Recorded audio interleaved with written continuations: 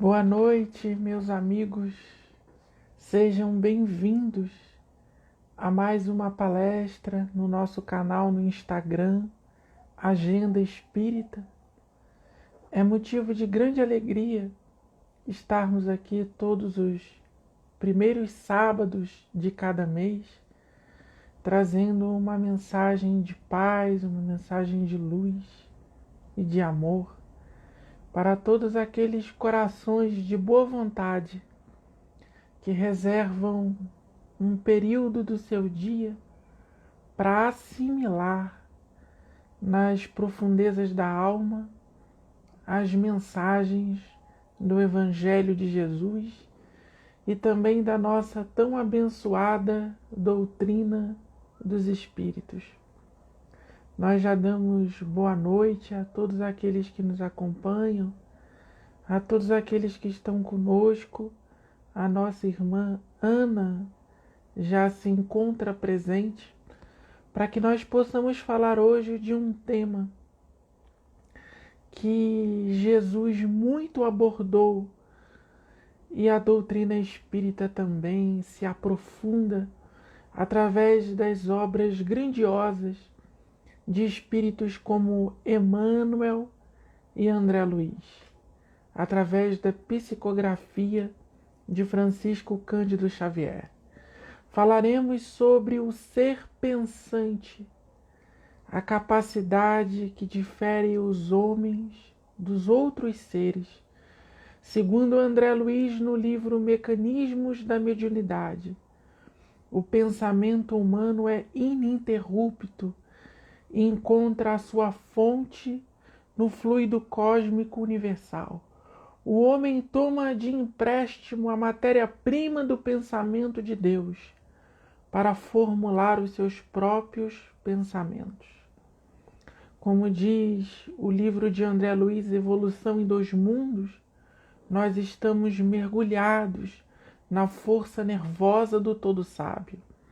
Utilizamos-nos do hausto, do hálito do Criador para formular a nossa casa mental e assim plasmar em nossos caminhos as nossas regiões de alegria e de tristeza, de saúde e de doença, de realização e de estagnação na vida. Para isso hoje, meus amigos, nós iniciaremos como sempre com uma prece, rogando ao Senhor da vida que nos ilumine e que nos abençoe, que coloque em nosso coração a luz, a energia da inspiração, para que não sejamos nós a falar, mas o Espírito do seu Cristo. Nos ajuda, Senhor, para que a mensagem do Espírito da verdade, do Consolador prometido, possa chegar a muitos lares e a muitas almas. Nos ajuda, porque sem Ti nós não podemos nada. Que assim seja. É isso, meus amigos, o ser pensante. E nós trouxemos essa pequena obra de Emmanuel, o livro Pensamento e Vida, obra maravilhosa desse benfeitor espiritual. E bem no primeiro capítulo do livro, intitulado O Espelho da Vida, Emmanuel traz-nos importante revelação espiritual e científica. Ele diz que a mente é o espelho da vida em toda parte. A mente, com a sua capacidade de refletir os raios da existência, é o espelho da vida em toda parte. Definindo-a por espelho da vida, reconhecemos que o coração lhe é a face e que o cérebro é o centro das suas ondulações, gerando a força do pensamento que tudo move, criando e transformando, construindo e refazendo, para acrisolar, para sublimar, para aperfeiçoar Meus amigos, mente não é cérebro físico. O cérebro é tão somente o gabinete da mente. A mente encontra-se nas estruturas espirituais do ser. Ela é imaterial. Ela é a fonte dos nossos pensamentos. E Emmanuel vem nos dizer que o coração é a face, é o rosto da mente. Ou seja, nós somos conhecidos pelo mundo, nós nos identificamos para os espíritos superiores e inferiores, para o céu e para os umbrais, para os climas de vida e para as atmosferas de morte, através do nosso coração. E aí lembramos de Jesus. Aonde estiver o teu tesouro, aí estará também o teu coração. Nós somos flagrantes ambulantes diante da lei da vida. O nosso pensamento é uma tela cinematográfica mostrando as emoções que partem do nosso coração. O nosso amor e o nosso ódio, o nosso perdão e a nossa mágoa nos revelam. E o sentimento produzido no coração, ele ondula em nosso cérebro. Ele permeia a nossa vida cerebral. Ele faz parte das nossas sinapses e assim se exteriorizam através de raios psíquicos inundando os ambientes. É assim, meus amigos, que nós andamos na luz ou nas trevas, a partir da produção dos nossos sentimentos, que vão ondular em nosso cérebro. É uma química mental, é uma ciência de ordem psicológica, gerando estados de paz e de ansiedade, de desespero e de fé, de confiança e de entrega. É assim, meus amigos, que o homem vai transformando a sua vida, através da capacidade ininterrupta dos seus pensamentos. E Emmanuel nos diz o seguinte, que o reflexo exterior, aquilo que vem de fora, aquilo que as pessoas fazem conosco, aquilo que é emanado em nossa direção, seja no âmbito social, familiar ou de qualquer outro teor, esboça a emotividade. Ou seja, alguém fala conosco, alguém direciona um pensamento, uma frase, uma emoção em nossa direção. Isso tão somente esboça a emotividade. Aqui a genialidade do benfeitor espiritual. Aquilo que as pessoas e a coletividade fazem conosco esboça, todavia não desenha por completo a emotividade. Alguém pode dizer, Ricardo, fica triste. Alguém pode dizer, Ricardo, se desespera. Ricardo, não confia em você mesmo. Ricardo, a vida está muito ruim. Isso tão somente esboça, mas sou eu que vou decidir se eu vou desenhar essa tela ou se eu vou abortar essa sugestão. Está no meu querer, na minha força de vontade, aceitar ou não aceitar. Jesus não disse que a fé era capaz de mover montanhas? A fé era capaz de ordenar as montanhas de Golã em Israel, que elas se movessem para o mar Mediterrâneo, e se nós não duvidássemos em nosso coração, isso aconteceria. Então, meus amigos, pode estar acontecendo o que for ao nosso redor, mas se o nosso coração estiver firmado na âncora da fé, Isso tão somente é uma sugestão que não vai crescer dentro da nossa alma, porque quem manobra as nossas energias mentais somos nós mesmos. É o que diz Emmanuel no livro Pensamento e Vida. Dize-me o que tu pensas, e eu te direi o gênero de vida que você leva. É o que diz a doutrina espírita, é o que nos ensinam os benfeitores espirituais. Emmanuel, André Luiz, Joana de Ângeles e tantos outros. E assim, meus amigos, nós vemos que quem confere os traços e as cores dos nossos pensamentos é o próprio indivíduo. Quando nós aceitamos sugestões mais ou menos dignas, surgem palavras e atitudes do mesmo teor. E aí nós entendemos, porque o apóstolo Paulo, na sua carta aos Gálatas, ele vai dizer que o autodomínio é um dos frutos do Espírito, porque só o homem que possui autodomínio é capaz de entrar no charco, na lama, é capaz de ser acossado pelos pensamentos mais mesquinhos e mesmo assim sair dessa atmosfera conservando o Evangelho no coração. Então, nós não temos desculpas, porque toda a responsabilidade encontra-se em nosso livre arbítrio. Nesse ponto, o coroamento da liberdade que Deus nos dá todos os dias. Ninguém opta pela caridade ou pelo crime porque alguém mandou.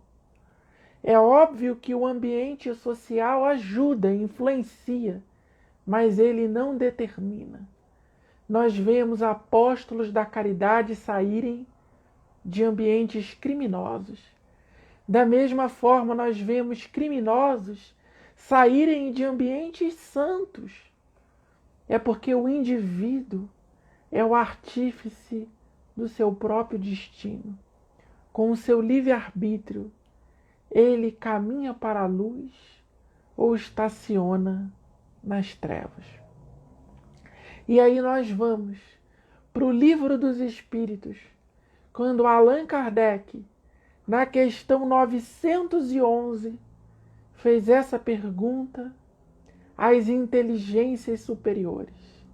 Há paixões, há emoções, há sentimentos, há hábitos tão fortes e irresistíveis que a vontade não possa dominar? Olha o que os espíritos respondem. Há muitas pessoas que dizem eu quero. Nós dizemos eu quero, mas a vontade encontra-se apenas nos lábios. Querem, nós queremos, mas ficamos muito satisfeitos que não seja como queremos. Quando o homem crê que pode vencer as suas paixões e que seu espírito se agrada delas, em consequência da sua inferioridade. Ou seja, quando nós dizemos eu não consigo, é porque no fundo, eu me agrado das minhas inferioridades. Porque não existe paixão nenhuma que não possa ser dominada pelo homem. Sabe qual é o grande problema, meus amigos? Muitas das vezes é a imagem fantasiosa, onírica, que nós temos a respeito de nós mesmos, nos esquecendo que nós ainda não alcançamos os patamares de humanidade. A besta e o centauro ainda vivem dentro do homem.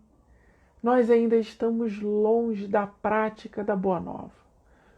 Então, quando nós admitimos isso com sinceridade, fica muito mais tranquilo, muito mais simples dominar as nossas paixões, evidentemente, porque a humildade é uma força que permite ao homem evoluir.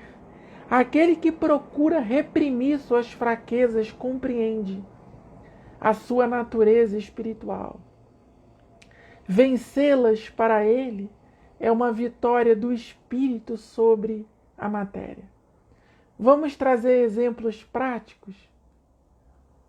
A ganância, a cobiça, a inveja, o ciúme, a maledicência, a irritação, a intolerância, a impaciência. São paixões, são imperfeições da alma que você e eu podemos dominar a partir dos nossos pensamentos. Basta a vontade de querer. É o que o Espírito da Verdade diz no capítulo 6 do Evangelho segundo o Espiritismo. Devotamento e abnegação. Você não se devota para ganhar dinheiro. Você não se devota para passar numa faculdade, para se formar, ganhar um diploma. Você não se devota a tantas coisas. E os espíritos estão dizendo, devote-se também para dominar as nossas más paixões. Porque Deus nos deu recursos para que isso se realize. E olha o que diz o apóstolo Tiago na sua carta, capítulo 1, versículo 13. Ninguém sendo tentado, olha, ninguém sendo tentado, diga, de Deus sou tentado.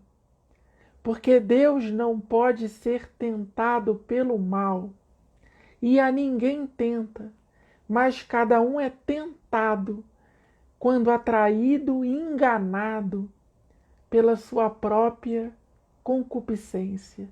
O que seria a concupiscência? A concupiscência é a cobiça, é a ganância, é a busca dos prazeres sensoriais, tudo aquilo que está vinculado à matéria.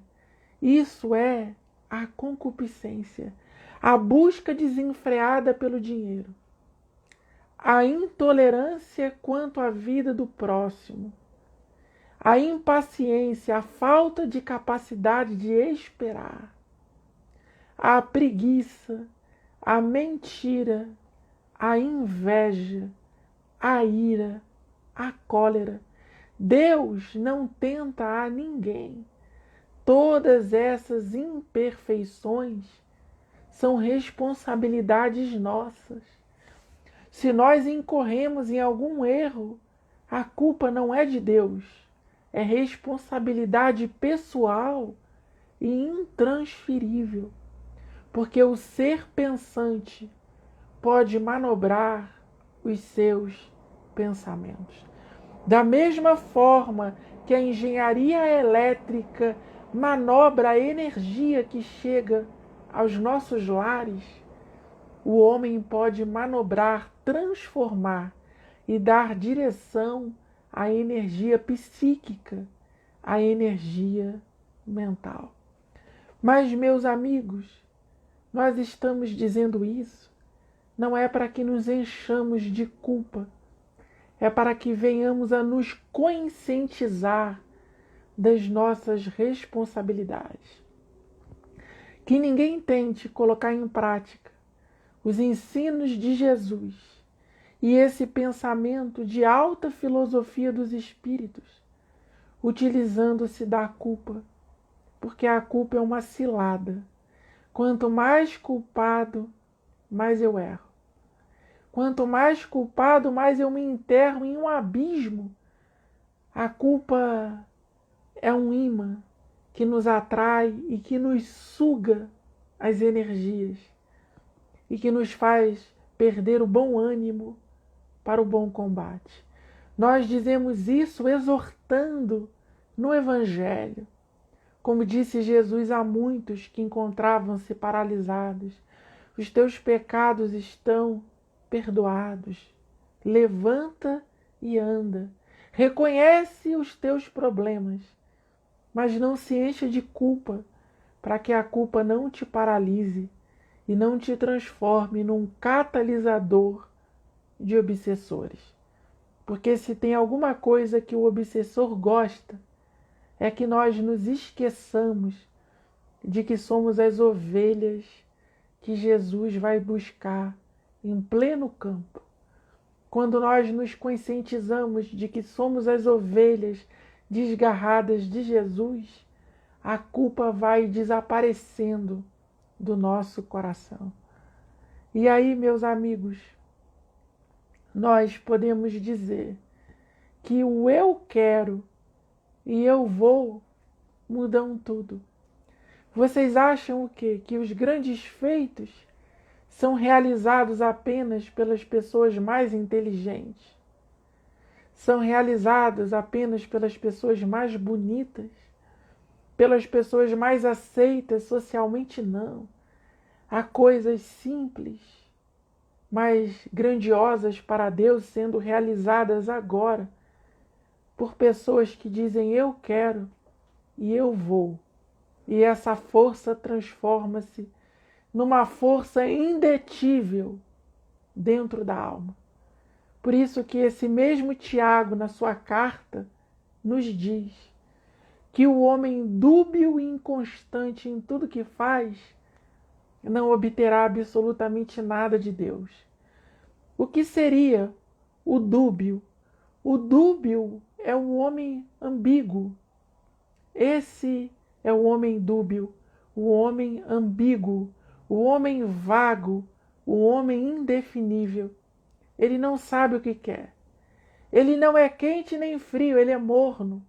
Ele não tem opinião, ele não toma decisão. Ele não levanta e não anda, ele não sai de casa. Ele não encara o mundo, ele não acredita em si, ele não tem fé. Então ele é dúbio. Esse realmente não consegue nada da vida, porque a sua alma falece de preguiça. E o homem inconstante é aquele que não tem constância de nada. Ele começa e não termina, ele fala e não banca. Ele olha para baixo. Esse é o homem inconstante.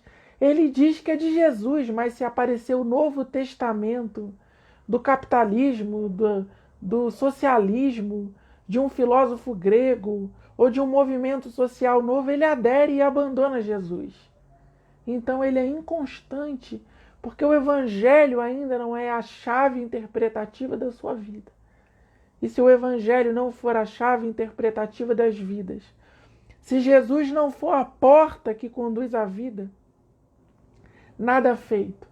Seremos dúbios e inconstantes em tudo que fazemos. E aí Paulo, na carta aos Filipenses, capítulo 4, versículo 3, vai dizer uma frase sumamente conhecida pela cristandade e repetida até os dias de hoje. Quando o apóstolo diz, tudo posso naquele que me fortalece. E aí muitas das vezes nós interpretamos o seguinte, que eu quero uma coisa e Deus se transforma no meu secretário para realizar o que eu quero.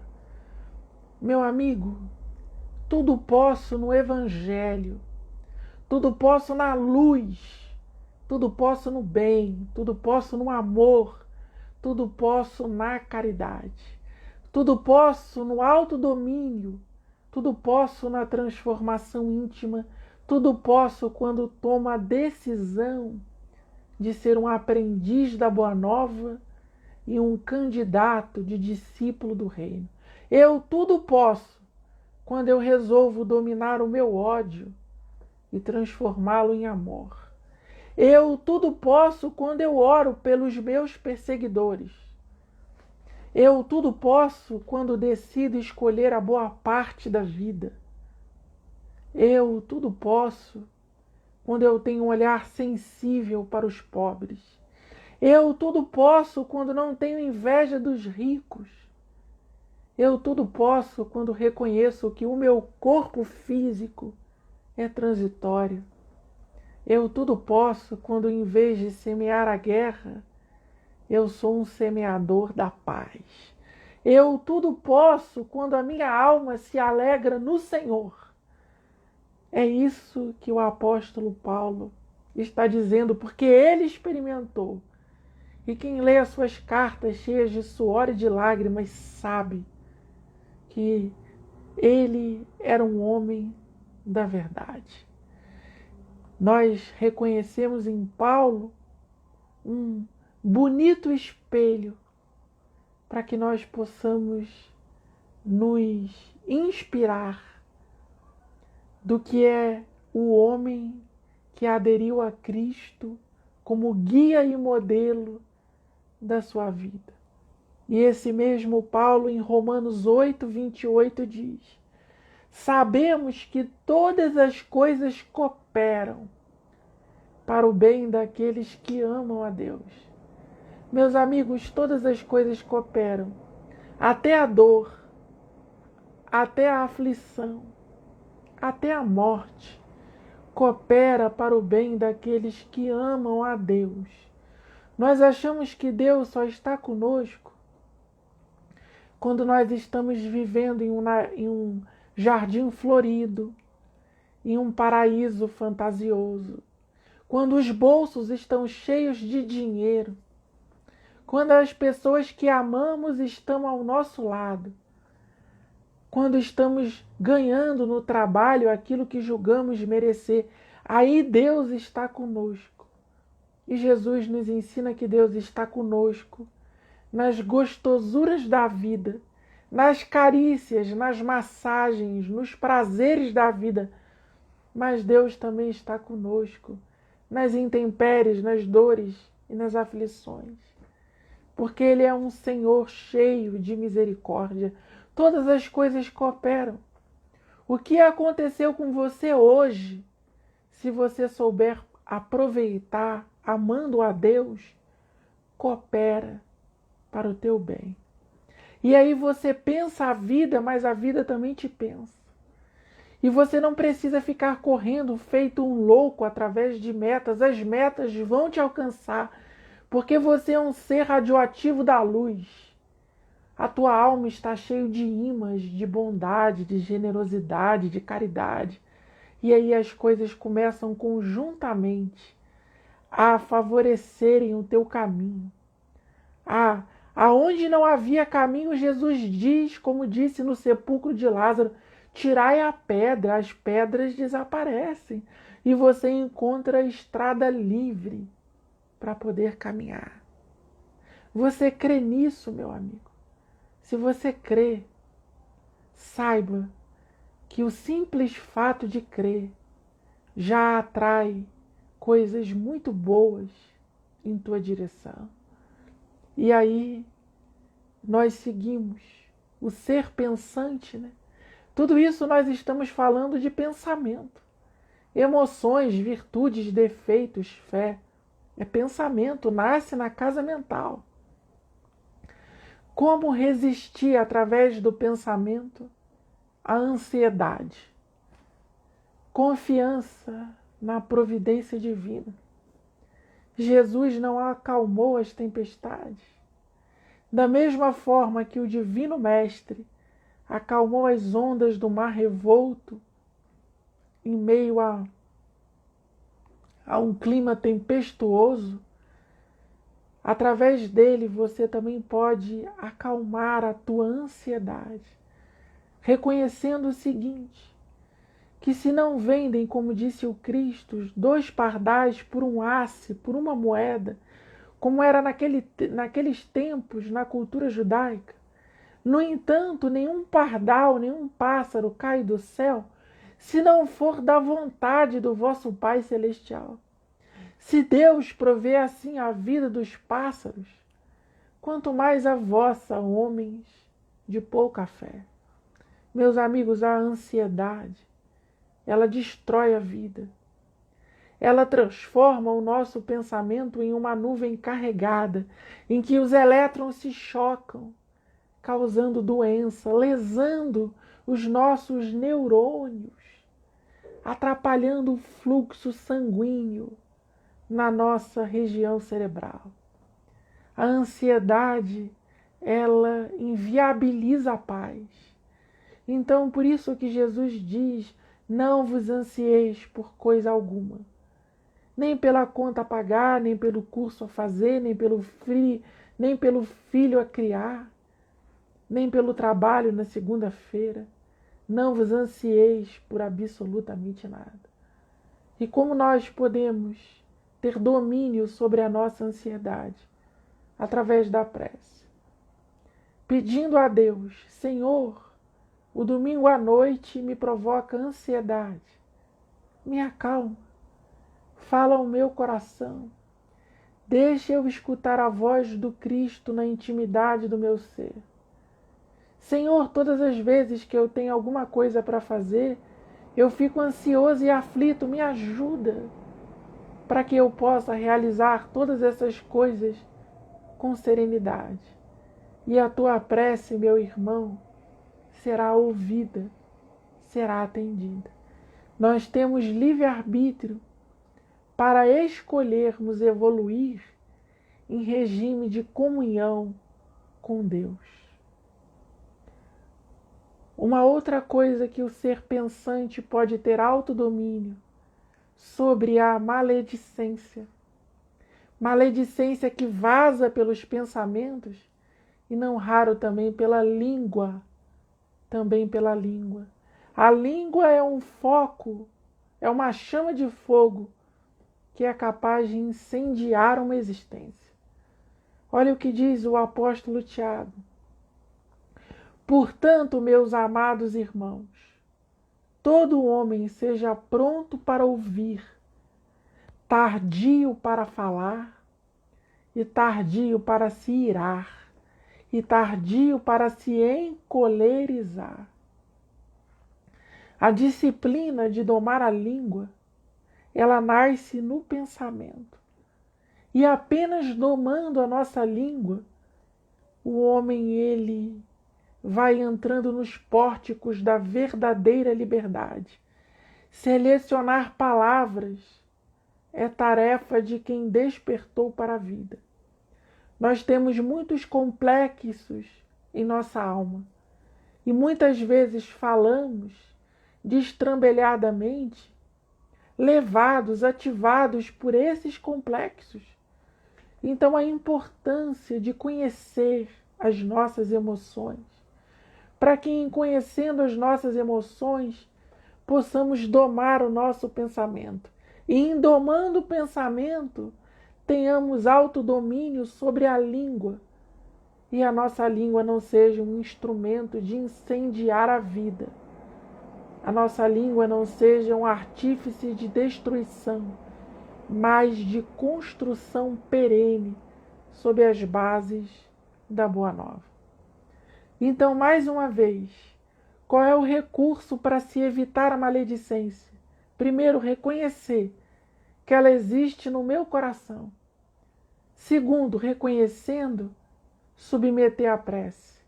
Sede perseverantes na oração. Senhor, eu fiquei com uma vontade muito grande de falar mal daquela pessoa. Senhor, meu coração está explodindo de vontade de vingança, de revide. Senhor, eu criei um antagonismo na minha alma contra fulano e contra Beltrano. Me ajuda. Não me deixa cair no abismo dessa tentação. Meu amigo, o anjo que vela a tua cabeceira te visitará nas tuas noites de sono, conversará contigo, acalmará o teu coração. E em vez de dar razão à tua maledicência, à tua ira, à tua cólera, você optará pela mansuetude dos mansos e pelas branduras daqueles que Jesus chamou de bem-aventurado. Só é possível fazer esse exercício dando razão a Cristo, aderindo à mente de Cristo e, sobretudo, reconhecendo que aquilo que é impossível para os homens é possível para Deus. Sozinho não dá, mas acompanhado do Cristo, tudo nos é lícito, tudo posso naquele que me fortalece. Se você quer fazer o teu domingo diferente do teu sábado, a oração é um grande caminho. E orar certo, orar preciso, pedindo com pontualidade, reconhecendo aquilo que vai mal, reconhecendo o prontuário das minhas enfermidades, a anamnese dos meus surtos psicológicos. Só fazendo isso, eu tenho condições de orar com proveito. Orar sem fantasia, orar sem projeção narcisística, orar sem megalomania, não. Reconhecendo, meus amigos, que ainda há uma grande soma de sombras dentro de nós.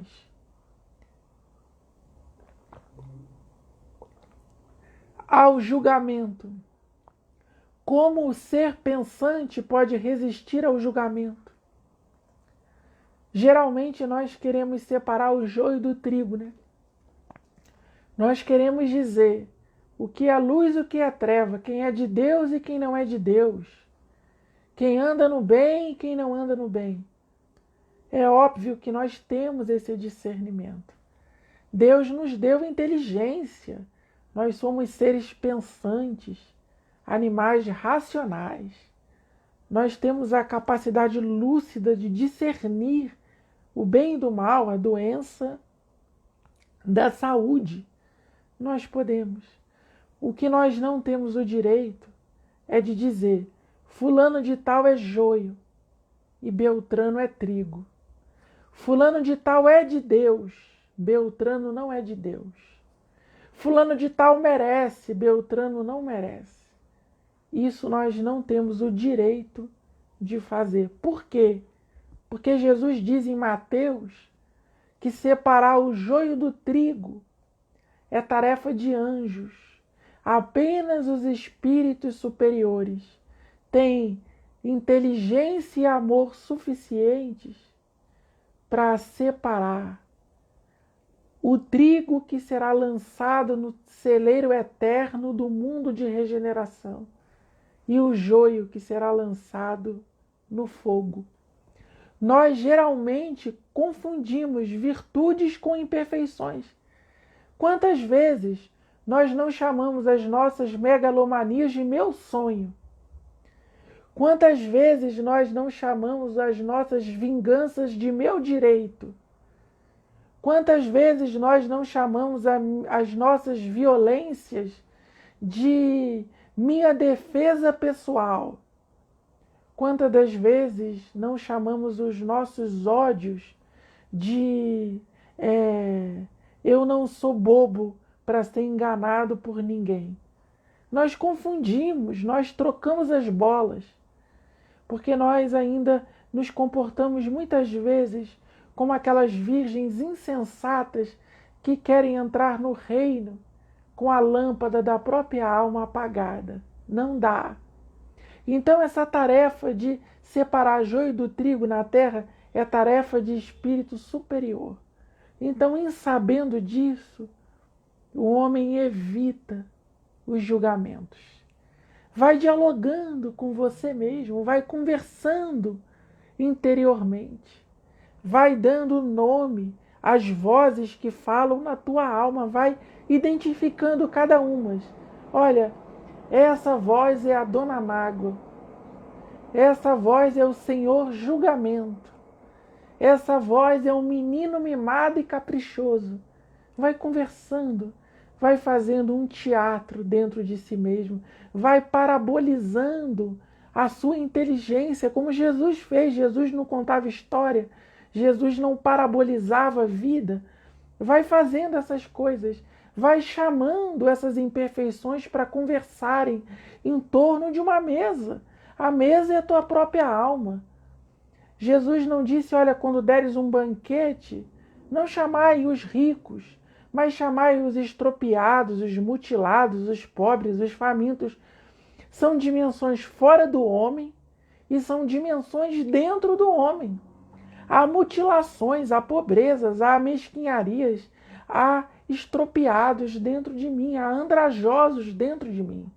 Então chamai-os para que você possa dialogar com cada um deles, e em conhecendo a história da tua mágoa, em conhecendo a história dos teus julgamentos, em conhecendo a história das tuas iras, meu amigo, você terá muito mais força para ter autodomínio sobre a tua energia mental, que nasce na face do coração e ondula dentro do teu cérebro, como dissemos, gerando estados de saúde e de doença, de alegria e de tristeza, de fé e de incredulidade.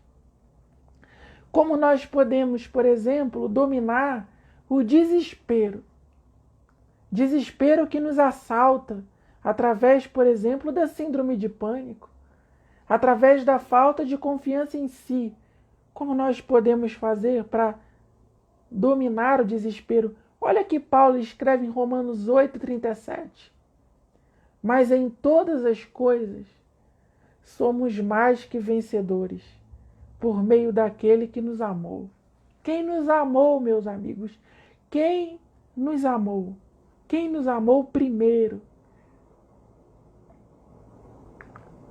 Quem nos amou primeiro foi Deus, que enviou o seu próprio Filho para que todos que nele creiam tenham a vida eterna. E o que é a vida eterna? A vida eterna é a qualidade da vida de Deus em nós. A vida eterna é amor. Quem ama no espaço-tempo, na relatividade do espaço-tempo, quem ama é assaltado pela eternidade. Porque o amor é uma característica da vida de Deus. Então, quando nós sabemos que nós fomos amados primeiro, que o amor de Deus é unilateral, que o amor de Deus é um derramamento de graça sobre nós, meus amigos, o desespero vai embora por falta de morada, por falta de acolhimento para Ele. Nem a morte, nem as despedidas serão capazes de nos afastar do amor de Deus. Essa confiança desativa a bomba relógio. Tem uma bomba relógio na nossa cabeça, não tem? Uma ansiedade constante, uma corrida atrás do vento. A gente não corre atrás do vento. A gente não é igual menino bobo, correndo atrás de coisa nenhuma, muitas vezes, invertendo significados. Desativa a bomba relógio. Desativou a bomba relógio. A alma encontra descanso. Encontra descanso até enquanto trabalha. Você já imaginou trabalhar descansando em Deus? A gente pensa que descanso é só deitar na cama e dormir, né? Passar o domingo inteiro assistindo Netflix e futebol, passear num parque, contemplar a natureza. Não, meu amigo, você pode descansar em Deus trabalhando. Como assim? É porque o teu coração está pacificado. É porque a tua alma entrou numa região de serenidade, de confiança, de paz.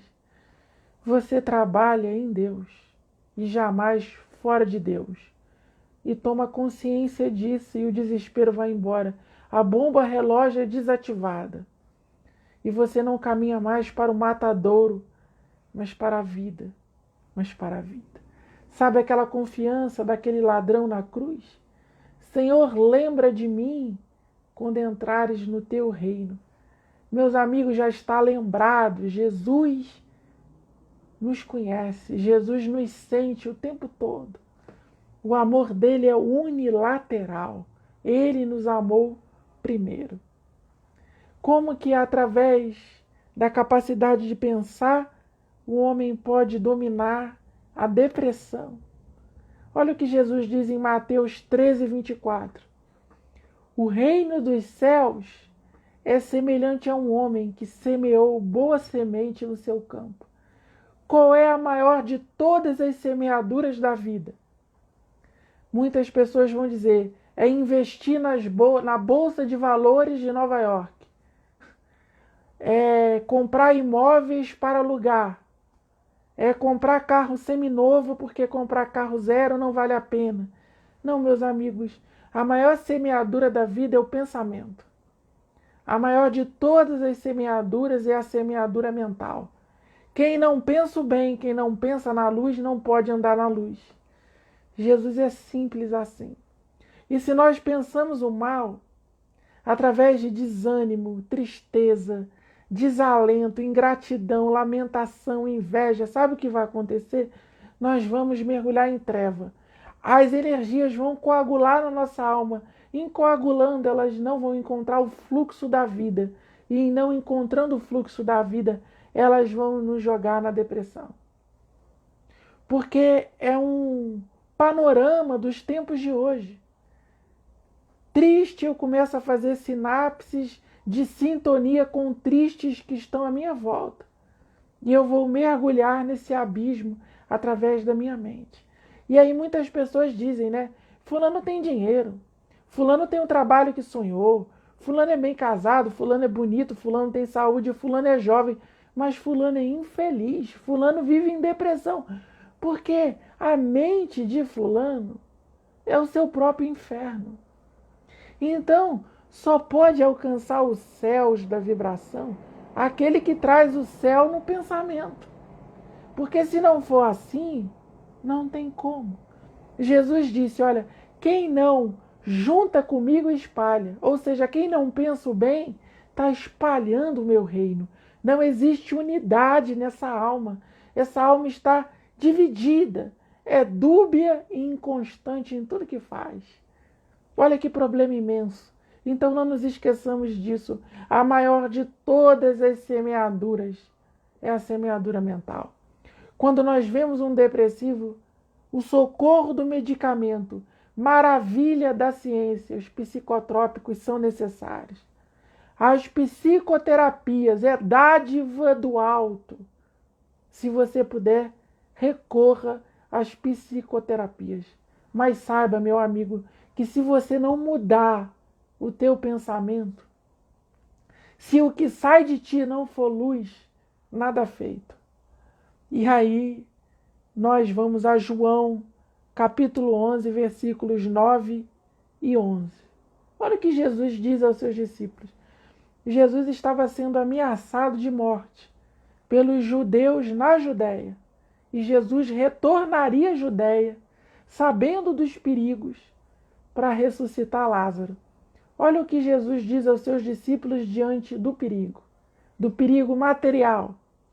Não são 12 as horas do dia? Não são 12 as horas do dia? Pois é. Se alguém anda durante o dia, não tropeça, porque vê a luz deste mundo.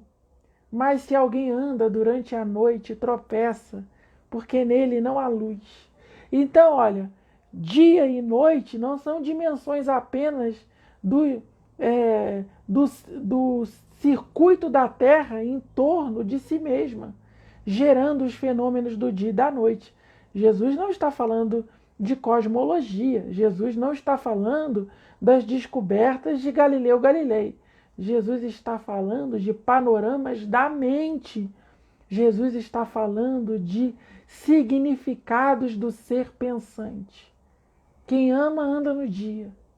Quem odeia, anda na noite. Quem tem fé, anda no dia. O incrédulo anda na noite. E isso não tem nada a ver em se dizer cristão, em ser religioso, em frequentar a casa espírita, em frequentar a igreja. Não tem nada a ver. É em espírito e verdade. O amor supera inclusive a linguagem dos anjos. Não tem nada a ver com isso. É um estado do coração. É uma confiança em fé daquele que às vezes nem sabe o nome de Jesus, mas vive Jesus. Porque o Evangelho não é uma declaração dos direitos humanos. O Evangelho não é uma Constituição Nacional. O Evangelho não é um tratado da ONU. O Evangelho é a lei da consciência. O homem adivinha Deus. Não é isso que diz o livro dos Espíritos? E ninguém precisa chegar para você e dizer, olha, Jesus é o Cristo de Deus. Você sabe, meu irmão, porque o Cristo vibra na tua consciência. Vibra na consciência do selvagem e vibra na consciência do santo. Porque Jesus está conosco antes da fundação do mundo. Então, quem anda na luz transforma-se em filho de Deus. Para o Evangelho, o legítimo filho de Deus, em quem Deus se compraz, é aquele que anda na luz. E o que é andar na luz e ser filho de Deus?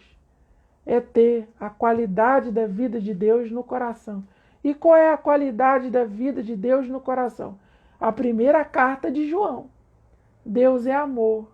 Aquele que ama conhece a Deus e vive em Deus e Deus nele. Olha a simplicidade do Evangelho. Olha a simplicidade do Evangelho. Teve um homem a quem Jesus disse que ele estava próximo do reino de Deus.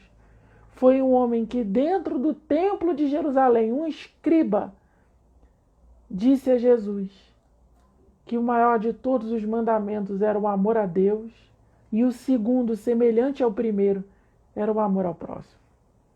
Então, meus amigos, é um convite maravilhoso para que o centauro vá desaparecendo de dentro de mim, para que o mamífero vá desaparecendo de dentro de mim e eu vá me sintonizando ao Filho do Homem, que é Jesus Cristo, nosso Senhor. E aqui uma virtude fundamental. Nós estamos caminhando para o fim, uma virtude fundamental, que é combate contra o engano e a fascinação. O engano é eu jurar que estou certo e estou errado. O engano é eu jurar que eu sou um filho da luz e, na verdade, eu sou um filho da treva. E a fascinação é eu me achar maior do que eu realmente sou. É uma prepotência, é uma soberba, é um auto-engano, é uma ilusão. Sou eu olhando para a medusa e me transformando numa estátua de pedra paralisada diante da vida. Jesus trouxe medicamento para isso, para que o ser pensante não seja enganado por si mesmo, pelas suas próprias dubiedades, pelas suas próprias inconstâncias e também pelos seus obsessores. Bem-aventurados os pobres em espírito, porque deles é o reino dos céus. São os humildes. Os humildes andam na luz. Os humildes são modestos. Os humildes são gratos pelo que têm. Os humildes sabem que o maior de todos é aquele que serve. O humilde ama o título de amigo que Jesus lhe dá. O humilde não sonha com palácios, aplausos. Não. Se porventura essas coisas vierem, são recursos da providência para a construção no bem. Mas ele não corre atrás de nada disso. As coisas o alcançam porque o coração dele é bom. É humilde. O humilde não se apaixona pelas suas próprias ideias. É a capacidade que o ser pensante tem de não se apaixonar pela bola de cristal de algum bruxo, de algum feiticeiro, de algum coaching, de algum sacerdote religioso ou de algum filósofo do mundo, não. Ele não se apaixona pelas suas próprias ideias e opiniões. Ele está sempre perguntando assim, será que é isso mesmo? Será que aquilo que serviu para o sábado vai servir para o domingo? Será que eu estou fazendo certo? Será que eu estou caminhando na luz? Ele se questiona, ele filosofa para dentro. Ele tem perguntas a serem feitas à vida. Ele não é alguém que acha que encontrou o diamante perfeito da existência, não. Ele sabe que estamos em constante estado de evolução. Ele não exige tratamento de estrela no palco da vida. Ele vai dando direção, ele vai transformando a sua ganância e a sua cobiça. E o Evangelho nos ensina, meus amigos, o humilde sabe disso, que tudo pode dar errado. mas existe sempre um todavia. Olha, o que eu planejei deu errado, todavia. O que eu desejava não aconteceu, todavia. O que eu sonhei não se realizou, todavia. Todavia a minha alma se alegra no Senhor.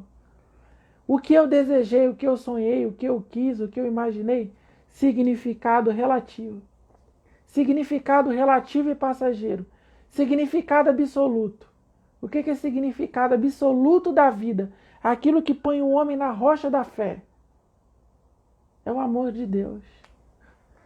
É o espigão da esperança atravessando a alma. É a palavra do Evangelho transpassando o espírito. Significado perene, absoluto e eterno da vida. Quem põe o pé nessa certeza, meu amigo, pode vir as torrentes, as chuvas, as tempestades de areia, que você permanece no Senhor.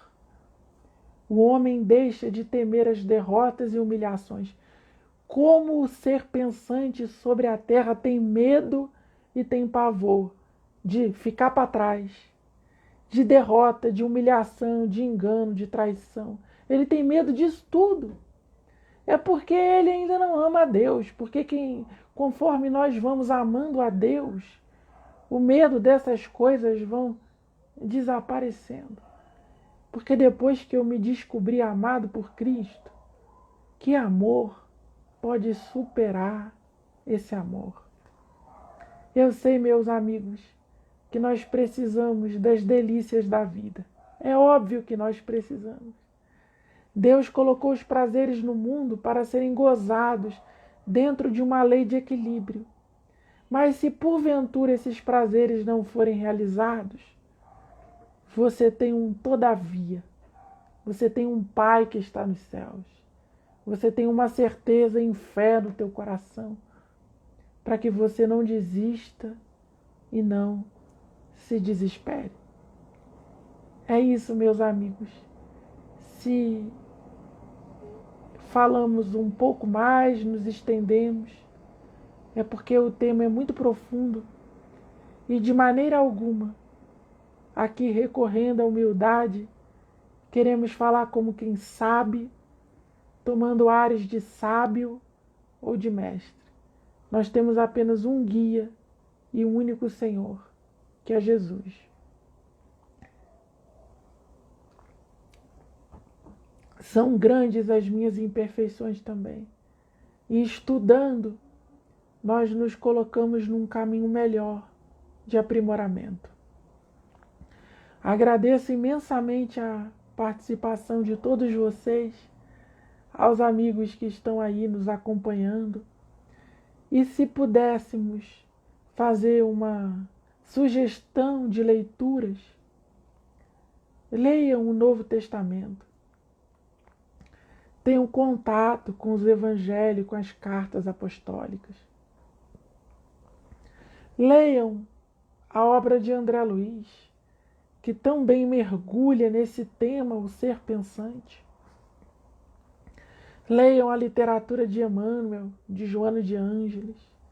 Há tanta coisa bonita, tanta coisa rica no YouTube, na literatura espiritual, para que nós possamos nos aperfeiçoar todos os dias e não desistamos do maior de todos os projetos, que é o projeto da vida, o projeto da doce revolução. Como Jesus tem vontade de que nós possamos comungar o mesmo amor que Ele compartilha com Deus. É isso. Nos despedimos com uma prece, pedindo ao Senhor da vida que visite todos os lares, que abençoe a todos os amigos que nos ouviram agora e nos ouvirão posteriormente. Meus amigos, que vocês tenham saúde, alegria de viver, paz no coração, que não lhe faltem amores, pessoas boas, doces, para caminharem ao seu lado. Que vocês encontrem um jardim de delícias em cada lugar, em que forem.